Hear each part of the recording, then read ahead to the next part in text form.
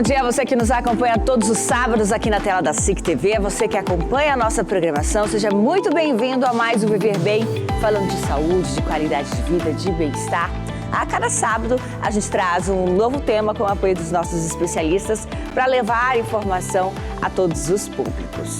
Bom, março é o mês escolhido para a conscientização e prevenção ao câncer coloretal. A doença se manifesta na presença de tumores alocados na região do intestino grosso, chamado cólon, no reto e no ânus. A cor escolhida para essa campanha é o azul marinho. E este mês foi escolhido porque em 27 de março é celebrado o Dia Nacional de Combate ao Câncer de Intestino. A data é lembrada em todo o país como símbolo de prevenção e tratamento da enfermidade. Então, para que você de casa possa entender melhor sobre essa doença e como se prevenir, a gente convidou a gastroenterologista, a doutora Eugênia de Castro Silva, que é muito bem-vinda aqui com a gente. Olá, tudo bem, doutora? Tudo bem. Seja bem-vinda mais uma vez aqui conosco. Obrigada, bom dia. Um prazer estar aqui para falar de um tema tão relevante. Uma campanha especial, né? Vamos ficar à vontade, então, para a gente poder entender a temática dessa campanha, qual que é o objetivo dela e também entender um pouquinho da problemática da doença, né? Para a gente iniciar, quais são as funções do intestino no corpo humano?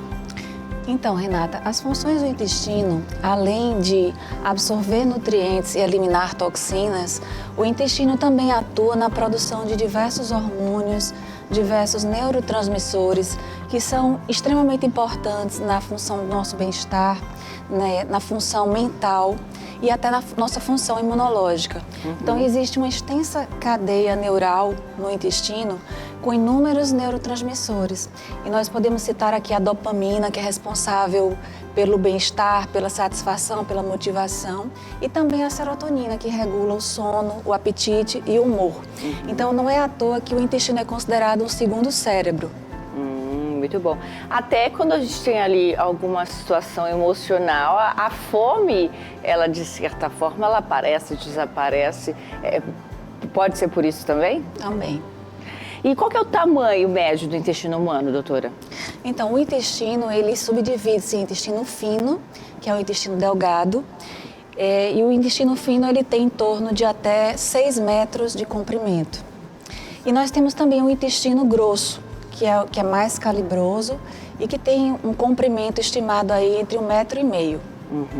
Como que ocorre a absorção de nutrientes no intestino? Então, no intestino delgado, a absorção ela acontece através de movimentos intestinais, que nós chamamos tecnicamente de movimentos peristálticos, e através das vilosidades intestinais, que são uma espécie de projeções em forma de dedos de luva, que aumentam a absorção do intestino e o tornam capaz de absorver água, nutrientes, vitaminas e minerais. E quais são os principais problemas de saúde relacionados ao intestino? Sim, aí só voltando à pergunta anterior, o intestino grosso também tem um papel, nele ocorre mais a absorção da água e ele é onde ocorre a formação das fezes. É através dos dois intestinos que a gente consegue, então, absorver todos os nutrientes necessários da nossa alimentação. Sim. É como se fosse um filtrinho ali que suga tudo isso. Sim. E quais seriam as principais doenças que podem afetar o intestino? Sim, então as principais doenças são a diarreia aguda, a diarreia crônica, a constipação intestinal, que as pessoas conhecem mais como a prisão de ventre, né? Temos também a síndrome do intestino irritável, temos doenças inflamatórias intestinais, que os exemplos mais importantes são a retocolite ulcerativa e a doença de Crohn, intolerâncias alimentares, alergias alimentares também, doença diverticular dos cólons e também os tumores intestinais benignos e malignos. Então tem diversas situações que a gente pode até considerar mais simples, né? Que, Sim. querendo ou não, estão mais ali no dia a dia, na rotina das pessoas, como as doenças mais comuns, né? Aí as diarreias, a constipação, a síndrome do intestino irritável são as mais prevalentes na prática clínica. Qual que é o papel da flora intestinal na digestão? A gente até separou uma imagem ali do intestino do corpo humano para que você tenha um apoio melhor para poder explicar para a gente, doutora. Sim. Então, primeiro explicando o que é o microbioma humano, né? Então, o microbioma humano corresponde a uma comunidade, a maior comunidade e a mais variada comunidade de micro-organismos no nosso corpo. E ele se forma a partir do nascimento. Uma prova disso é que os bebês nascidos de parto normal, eles têm um microbioma intestinal muito similar ao microbioma vaginal da mãe. Enquanto que aqueles bebês que nascem de parto cesárea, eles vão ter um microbioma mais similar à pele, né, que é composta por estafilococos, né? Um exemplo ilustrativo bem interessante é a questão, por exemplo, das crianças que são alimentadas com leite materno e com fórmulas lácteas. Existe uma diferença também na colonização intestinal dessas crianças. Então, respondendo melhor a sua pergunta, esse microbioma ele interfere diretamente na saúde humana, uma vez que várias doenças podem ser geradas por um desequilíbrio que a gente chama de desbiose nesse microbioma intestinal. Se eu fosse pensar de forma figurada, é como se eu tivesse ali vários soldadinhos trabalhando dentro de mim para combater qualquer coisa. Sim, sim. Quando a mãe alimenta a criança com o leite materno, esses soldadinhos, de certa forma, ficam mais fortes. Sim, isso corresponde a um tipo específico de soldadinho, que é um soldadinho do bem, vamos dizer assim. E aí, uma criança que seria alimentada com as composições lácteas já seria um outro time ali em defesa. Sim. Existem já várias evidências na literatura da gênese de várias doenças. A gente pode citar doenças inflamatórias intestinais, a própria obesidade e até o diabetes mellitus tipo 2. E aí, quando a gente se alimenta, coloca qualquer coisa, ingere qualquer coisa, é como se houvesse uma luta ali corporal para saber o que é bom, o que eu vou destinar ali para a corrente sanguínea, para o funcionamento do corpo, o que eu vou jogar fora. Seria isso? Sim, seria mais ou menos isso. Para a gente tentar entender de forma leiga, doutora. Sim. Então, e como que a alimentação ela pode afetar no funcionamento do intestino? Então, quando nós temos uma dieta balanceada, uma dieta equilibrada, isso é fundamental para a saúde do intestino. Então, a gente pode citar aqui uma maior ingesta de líquidos. Então, a gente recomenda beber pelo menos 2 litros de água por dia, aumentar o consumo de fibras, aumentar o consumo de vegetais, verduras, leguminosas, castanhas, grãos, em detrimento da carne vermelha, das carnes ultraprocessadas, né? E naqueles pacientes que têm constipação, prisão de ventre e que têm uma maior distensão abdominal com maior formação de gases, a gente costuma pedir para introduzir as fibras de uma forma mais gradual, porque senão você tem uma piora dos sintomas. Então, o consumo de fibras ele é importante para ajudar no bom funcionamento do intestino. Mas tem que ser acompanhado de uma ingesta de líquido adequada para que haja a formação ideal do bolo fecal. Muito bem. E uma coisa importante também, Renata, é respeitar sempre as intolerâncias e alergias alimentares individuais, né? Vamos deixar para falar um pouquinho mais sobre isso depois do intervalo, doutora? Vamos fazer uma pausinha rápida. Você de casa aproveita, toma uma água, um cafezinho, retorna aqui com a gente que a gente segue falando sobre este tema. Que a pausa é bem rapidinha, daqui a pouco o Viver Bem está de volta. O Salão Glamore oferece a você beleza e bem-estar. Serviços de clube escova, estética corporal e facial, alongamento de unhas, manicure e pedicure, spa dos pés e muito mais. Tenha um dia incrível no Salão Glamore. Aproveite os combos exclusivos para você ficar maravilhosa e o melhor de tudo, com preços exclusivos. Olha só. Hoje eu estou aqui na Glamore, beleza e bem-estar, pra falar pra você, pra ficar mais linda assim, ó, tá vendo meu cabelo maravilhoso que eu fiz aqui? Também você pode ficar aqui ainda mais linda. Sabe por quê? Tem promoção pra esse mês de março, meu povo. Anota aí, combo glamourosa de segunda a quinta-feira, com manicure, pedicure, hidratação, mais escova, por apenas R$115. Tá pensando que acabou? Tem a terça-feira da escova, com lavagem, shampoo, condicionador, mais a escova por apenas R$49. Também tem a quarta da blindagem, blindagem mais esmaltação em gel, por apenas R$89. Que é isso? E claro, pra você que exagerou no carnaval, tá se achando mais inchadinha, tá querendo perder, claro, umas medidas, presta atenção. Manta térmica detox mais drenagem por apenas R$99. E ó, que elas também fazem pós-operatório de cirurgia plástica, ou seja, aqui é completo pra você ficar ainda mais maravilhosa do que já é. Telefone pra agendar agora mesmo, 99987-4526. E o endereço é muito fácil, Rua Humberto Correia, 1565, no bairro São João Bosco, bem em frente à Sapiens, não tem como você errar, não. Então vem agora mesmo pra Glamour, bem-estar, beleza, e você ficar ainda mais maravilhosa. Vem pra cá aproveitar todas as promoções desse mês de março, hein? Então faça uma visita ou agende o seu atendimento pelo WhatsApp no 999874526. O Glamour fica localizado na rua Humberto Correia, 1565, Jardim América, ao lado do Colégio Sapiens 2. Não deixe de aproveitar, tá?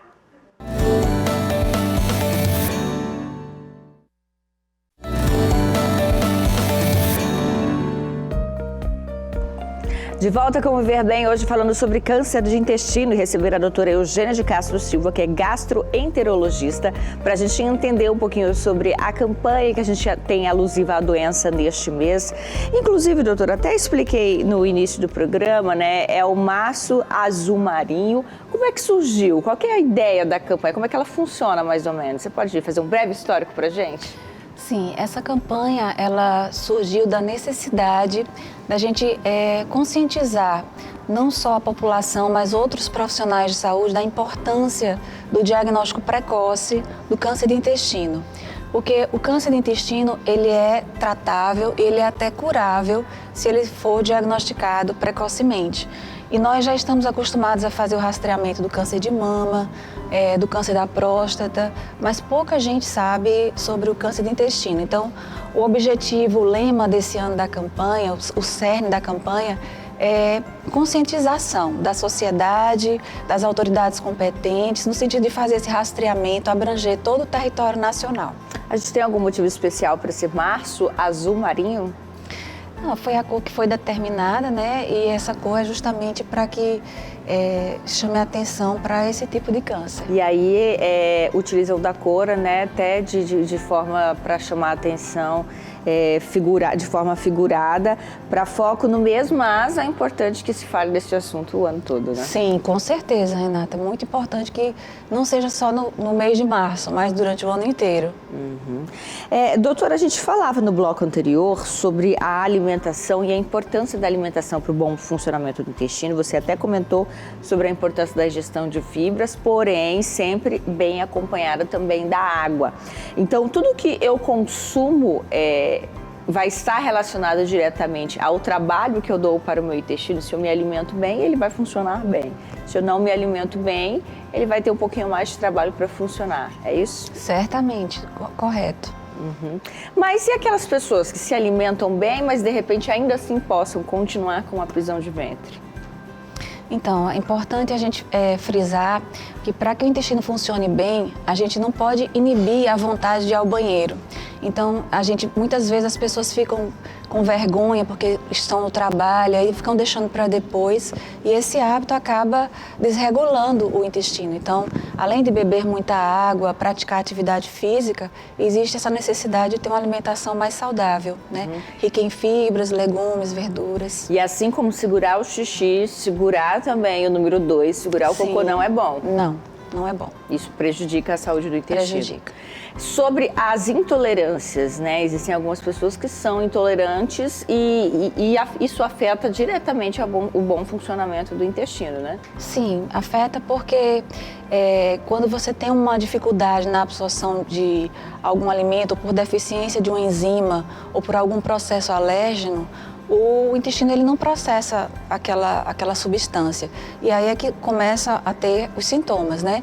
Então, por exemplo, a intolerância à lactose, o indivíduo que tem deficiência, a falta da enzima faz com que a substância fique livre no lume intestinal e aí não seja digerida da forma correta e cause distensão, flatulência, às vezes diarreia ou prisão de ventre. Insistir nessas doenças primárias, isso pode acarretar numa doença mais grave? Se eu insisto numa intolerância que me dá ali diarreias, me dá qualquer problema intestinal, isso pode agravar a minha situação de alguma forma? Existe diferença entre intolerância, né, e, por exemplo, a lactose e a doença celíaca. né? Porque aí é a intolerância ao glúten, é uma doença de fundo imunológico e aí sim você teria um risco de ter uma repercussão até mesmo do linfoma do intestino delgado e outras associações com doenças autoimunes, o que não acontece, por exemplo, na intolerância à lactose. Você comentou, doutora, que é muito importante a campanha justamente para se atentar aos primeiros sinais, né? Ao diagnóstico precoce do câncer de intestino. Mas, no início, a doença costuma apresentar sintomas? Então, o problema maior é justamente esse. Nas fases iniciais, a doença costuma não causar sintomas. Então, os sinais e os sintomas de alerta, nós podemos citar alguns deles.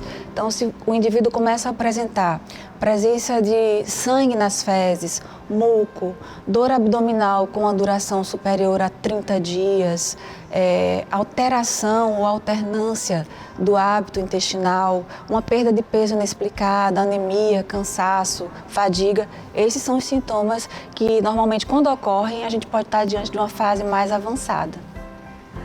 Bom, então tá aí, olha, você tem que se atentar aos primeiros sinais, aos primeiros sintomas da doença, que no início pode ser silenciosa sim, então por isso que a gente está tentando trazer aí toda a explicação acerca do câncer de intestino, para que você de casa entenda, né?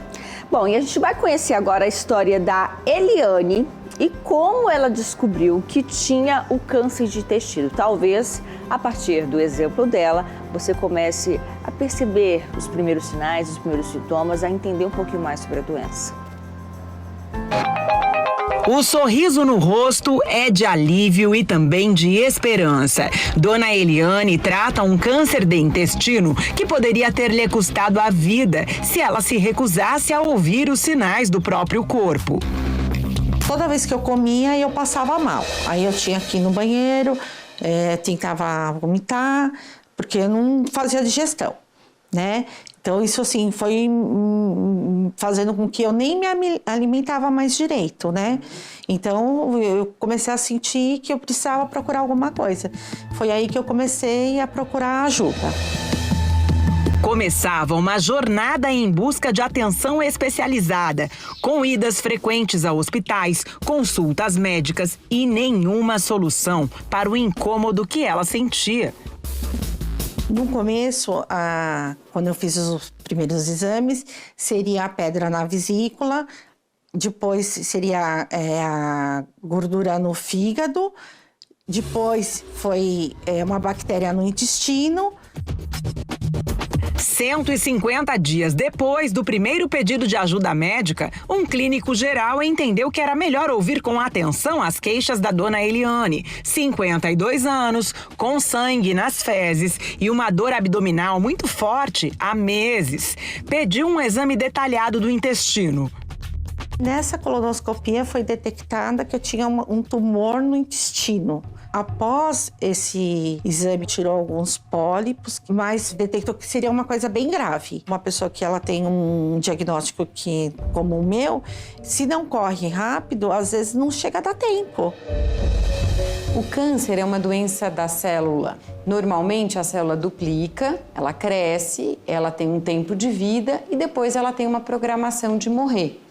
O câncer é quando essa célula, ela perde essa capacidade de se autocontrolar, de se autorregular.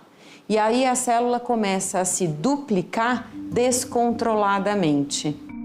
O câncer no intestino da dona Eliane tinha se espalhado, afetou outras partes do corpo dela. Uma cirurgia de emergência foi necessária e diversos órgãos foram retirados. O paciente que tem metástase é um paciente onde a doença ela já caminhou, ela já se alastrou e ela saiu do órgão inicial e foi para um outro órgão. Eu acredito que se tivesse feito, principalmente uma colonoscopia desde o início, que é um exame até preventivo para pessoas que já na faixa etária dela, evitaria que a doença se avançasse, talvez ela não precisaria estar usando a bolsa de colostomia. Todos os dias, mais de 1.600 brasileiros recebem o diagnóstico de câncer, segundo a Organização Mundial da Saúde. Nos últimos anos, com o avanço da medicina e também dos exames capazes de diagnósticos ainda na fase inicial dos tumores, a taxa de sucesso do tratamento de câncer aumentou demais. Nos casos mais frequentes, que são pele, mama, colo uterino, intestino, próstata e pulmão, as chances de cura chegam a 90%. Mas para fazer parte dessa estatística, alguns pontos são fundamentais. Visitas regulares ao médico, exames de rotina em dia e, principalmente, o olhar atento do especialista ao relato do paciente. Na maioria das vezes, para a gente fazer diagnóstico precoce, a gente tem que pegar o câncer antes dos sintomas. Quando a gente vai falar de sintomas, a gente está falando sempre de diagnóstico em fase avançada. É o que a gente já conversou aqui sobre a importância do diagnóstico precoce. A gente vai falar um pouquinho mais sobre o assunto, como que você deve se atentar então aos primeiros sinais, com que frequência você deve fazer exames, que exames são importantes na sua rotina. Depois do intervalo, que é bem breve, a gente volta já já, continue com a gente.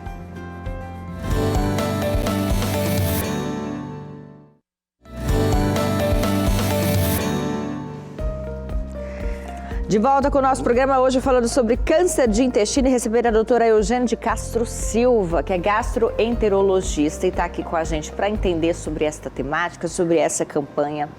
Doutora, já que é tão importante o diagnóstico precoce, que no início a doença ela pode ser silenciosa, existem exames que nós deveríamos fazer com certa rotina? Exemplo do câncer de mama, exemplo do câncer de colo de útero, onde a mulher tem essa rotina preventiva. Para o câncer de intestino, e aí, o que eu poderia fazer para assegurar a minha saúde? Sim, existe sim. E através de uma anamnese bem conduzida, de um exame físico também feito pelo clínico, pelo médico assistente, o exame padrão ouro para fazer o rastreamento e o diagnóstico precoce do câncer de intestino é a colonoscopia. Mas é um exame que a gente vai fazer na rotina? Então, esse exame ele tem que ter uma indicação criteriosa, né? Mas normalmente a gente indica a partir dos 45 anos de idade atualmente, ou em indivíduos que tenham algum fator de risco, a gente tem que indicar, inclusive, mais precocemente e com maior frequência. Então, esses fatores de risco seriam relacionados ao histórico de doença inflamatória intestinal, ao histórico antecedente de pólipos, adenomatosos ou mesmo câncer coloretal na família, histórico pessoal ou familiar. Olha aí, a gente tem então alguns fatores de risco. Você comentou até que já está, na verdade, 45 anos, né, doutora? Sim. Homens e mulheres. Homens e mulheres. Síndromes genéticas. Então, parentes de primeiro grau com câncer do intestino, também é interessante que eu tenha ali, faça um rastreamento, que eu acompanhe. Sim, inclusive mais precocemente do que a população sem fator de risco e com a frequência que vai ser determinada caso a caso pelo médico que estiver acompanhando, né? A gente já falou também sobre alimentação. Sim. O tabagismo também vai ser sempre um fator de risco. Sim. Obesidade, porque está relacionada à alimentação também, né? Na verdade, existem os fatores de risco que são modificáveis, quer dizer, que a gente pode intervir, como a obesidade, o sedentarismo, tudo que está relacionado ali a bons hábitos, o etilismo. Né? E existem os fatores que nós não conseguimos modificar, que estão relacionados com a herança, com o background genético de cada indivíduo. Aí se inclui as doenças inflamatórias intestinais, as doenças genéticas. O tratamento, doutora, vai ser medicamentoso, cirúrgico? Então, o tratamento ele depende do tipo histológico, do estado do paciente, do estágio do tumor no momento do diagnóstico. Então, ele pode ser um tratamento local ou pode ser um tratamento sistêmico. O tratamento local é a cirurgia, a radioterapia, técnicas de ablação, embolização. E ocorre quando o tumor está localizado. E o tratamento sistêmico pode ser feito por via oral ou por via endovenosa, e aí as células cancerígenas serão, todas as células que estão espalhadas pelo corpo, cancerígenas, que serão alcançadas. Então a gente tem a quimioterapia, tem a terapia-alvo ou a imunoterapia como opções de tratamento. Boa resposta para o tratamento, caso ele seja iniciado de forma precoce? Sim, com certeza existe uma excelente resposta ao tratamento, obtendo, inclusive, nas fases iniciais, 90% de chance de ser curado. A incidência do câncer de intestino é maior entre homens e mulheres ou não há essa discrepância? O fator de risco, na verdade, mais importante é a idade. Então, indivíduos acima de 50 anos têm um maior risco e esse risco ele fica 7 vezes maior em indivíduos acima de 80 anos. Existem também estudos que demonstram que o câncer de intestino é mais frequente na raça negra, mas não existe ainda o motivo real por que isso acontece. Pode acontecer com crianças também, doutora? Mais raramente. Muito bom.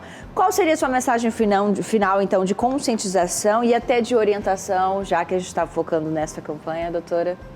Sim, então é muito importante que a gente mantenha uma rotina de vida, um estilo de vida saudável, sabendo que, infelizmente, no nosso país, nós diagnosticamos o câncer de intestino já numa fase avançada, 80% dos casos são diagnosticados em uma fase avançada e que nós possamos mudar esse cenário, adotando hábitos de vida mais saudáveis e, sobretudo, fazendo o rastreamento precoce. Agradecer sua participação aqui conosco mais uma vez. Obrigada, viu, doutora? Quem quiser te encontrar, então, é só acessar aí as redes sociais, certo? Obrigada, Renata. Prazer. Agradecer também a Celibras, que mais uma vez nos ajuda a levar aí a temática de uma campanha tão importante a todos os públicos, levar a informação, disseminar conteúdo de relevância. E agradecer a você de casa que nos acompanha todos os sábados aqui na telinha da SIC TV. Ótimo final de semana, aproveite bastante, beba água, se alimente bem e sábado que vem nós estamos de volta. Tchau, gente!